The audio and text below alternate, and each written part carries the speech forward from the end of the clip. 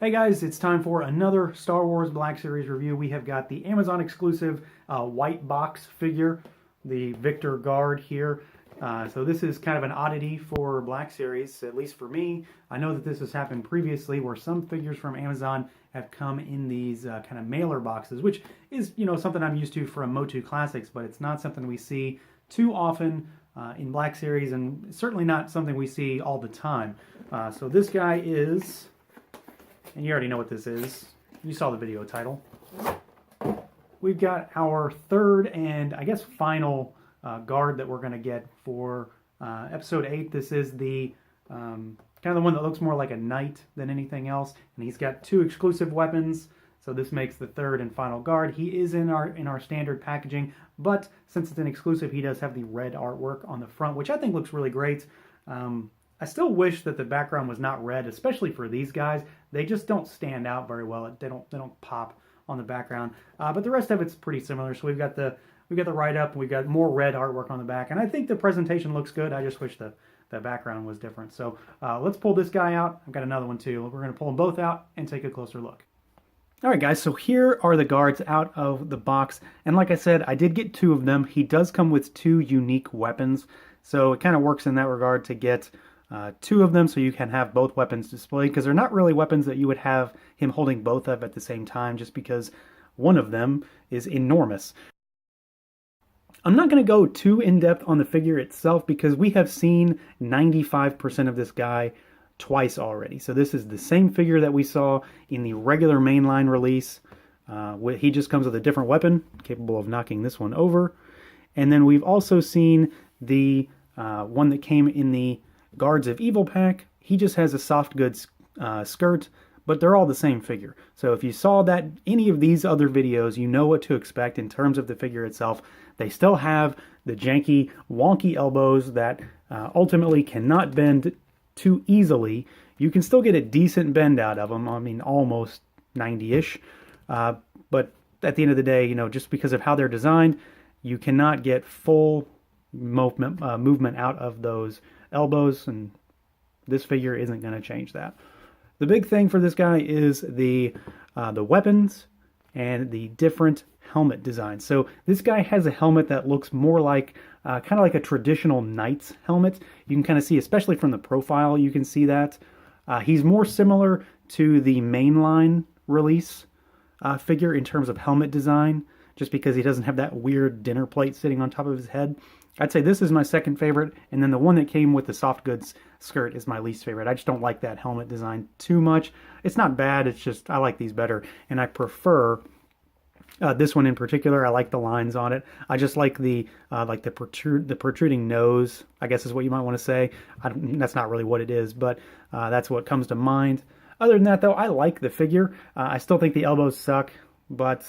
what are you going to do? The design lends itself to a really cool figure, and they have cool weapons. Now, the weapons are obviously part of the big differences, because we know for sure now that there are multiple guards. There's not just one of each. There have been more promo shot leaks that show there are possibly 3 of this one, 2 of the one with the soft goods, and 3 of the mainline release in Snoke's throne room. Who knows how many he actually has? We probably will never know. But these aren't unique figures, or not unique characters, so it is okay in terms of, canon to have 2 of this guy with 2 different weapons. Interestingly enough, we've seen this weapon already with the Figuarts guard that I reviewed recently. This is actually the Electro Whip weapon. So it starts out as a sword, and then it becomes a whip. We don't have a Black Series version of that. I kind of wonder if we are going to get one at some point, maybe down the road in a different guard release in some way. Who knows?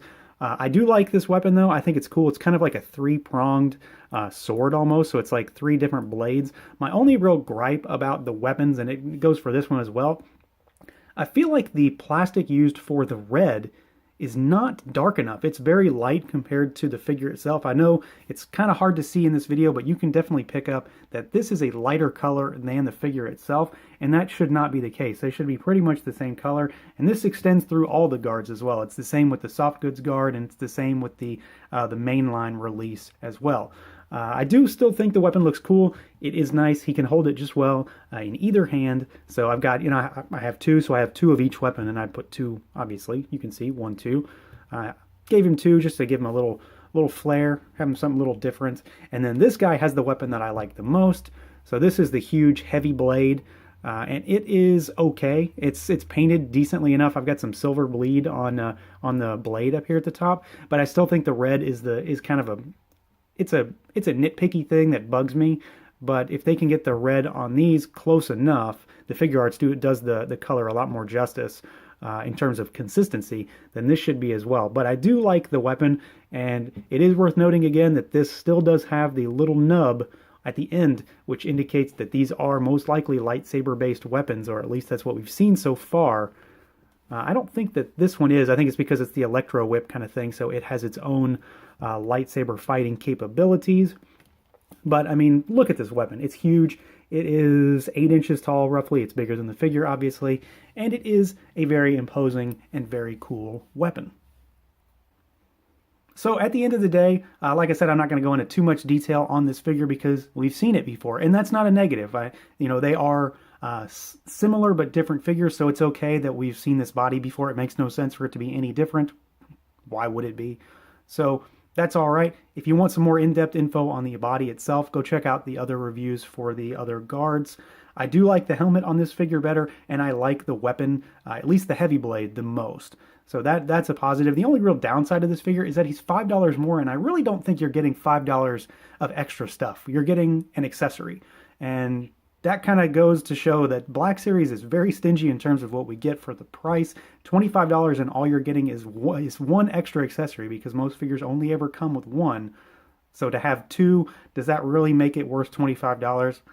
Probably not. That said, I still bought 2, so who's the stupid guy here? But I do like the figure. He's going to look really cool with the other guards. So I've got 5 total guards now, and that can protect Snoke. So it'll make for a cool little scene.